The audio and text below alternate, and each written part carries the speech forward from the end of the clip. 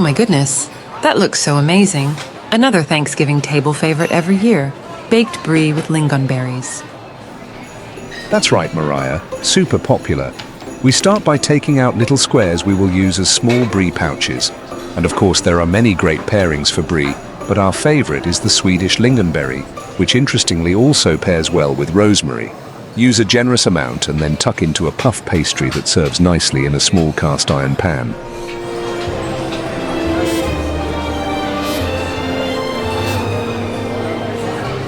We are using store-bought puff pastry and an egg and heavy cream mixture we apply before baking.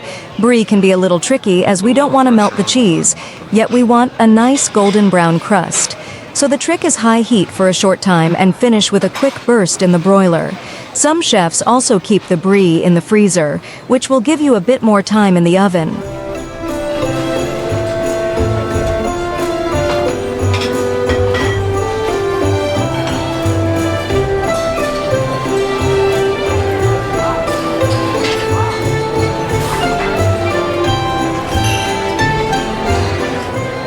So here it is, in its delightful packaging and a smell that is full of seasonal joy and gratitude.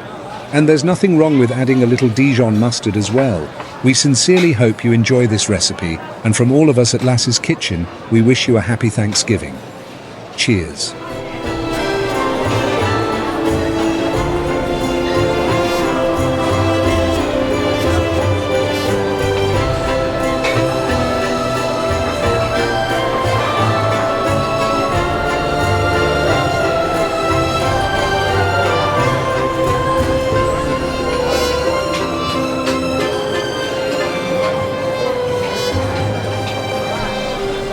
If you enjoy our videos, please subscribe. See you again soon. Bye now.